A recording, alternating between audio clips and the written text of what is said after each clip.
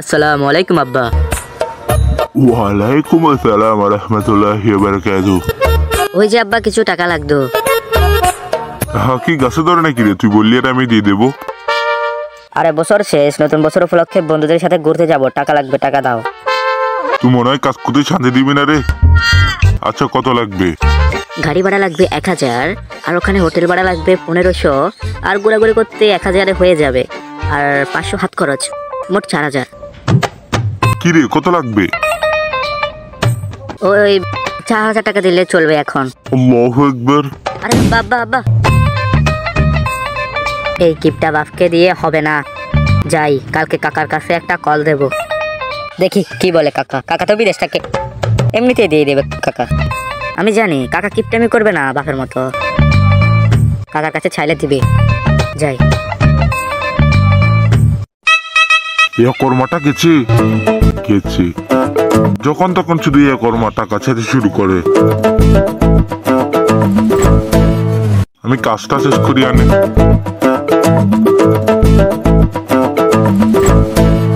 The next day.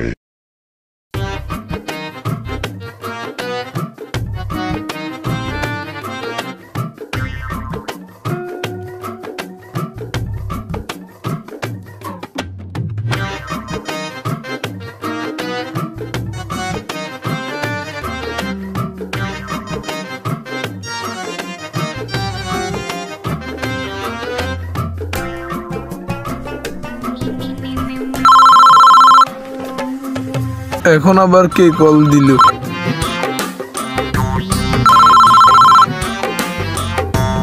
দেখি।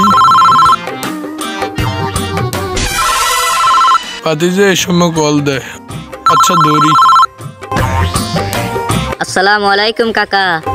ওয়ালাইকুম আসসালাম ওয়া রাহমাতুল্লাহি ওয়া বারাকাতুহু। কি অবস্থা ভাতিজা? আর অবস্থার কথা বললেন না কাকা, আপনার বড় ভাই মানে আমার বাবা, উনি এত কিপটা বলার মতো না। নতুন বছর উপলক্ষে আমরা বন্ধুরা ঘুরতে যাব, টাকা লাগবে না কাকা? হ্যাঁ অবশ্যই লাগবে।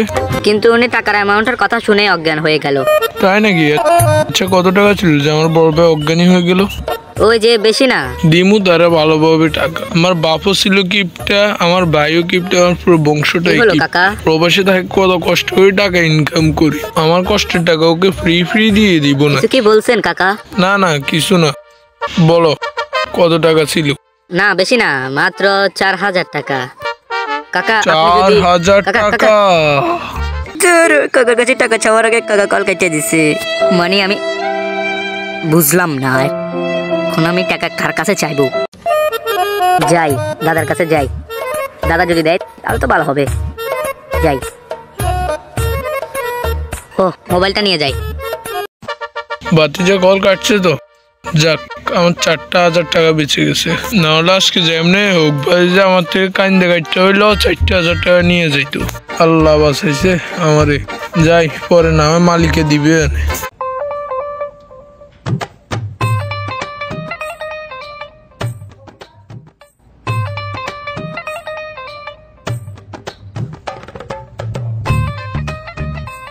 আসসালামু আলাইকুম দাদা। ওয়ালাইকুম আসসালাম ওয়া রাহমাতুল্লাহি ওয়া বারাকাতুহু। আপনারে পুরো বাড়ি খুঁজে ফেলাইছি, আপনি ছাদে আসিয়া বসে বসে পান খাইতেছেন। আচ্ছা শুনেন, কালকে আপনার বড় ছেলের কাছে মানে আমার বাবার কাছে টাকা চাইতে গেছি, তিনি টাকার অ্যামাউন্টের কথা শুনে অজ্ঞান হয়ে গেছে।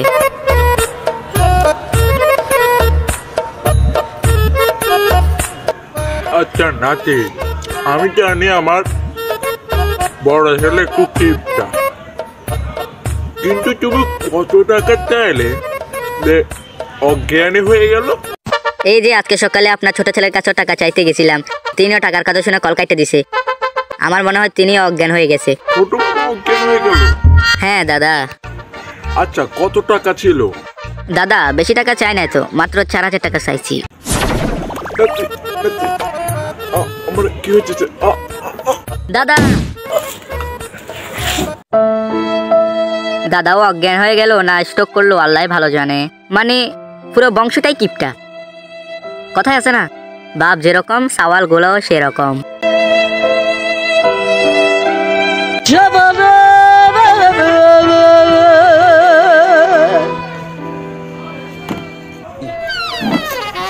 নাতি গেছে তো ঠিক আমার কাছে চাইতে আইছিল, দিব ভালো করে একটা টাকা। পড়াশোনার কোনো খবর নাই, কাজ লাগিয়েছে, শুধু টাকা টাকা করে। দেখ আর একটা পান খাই।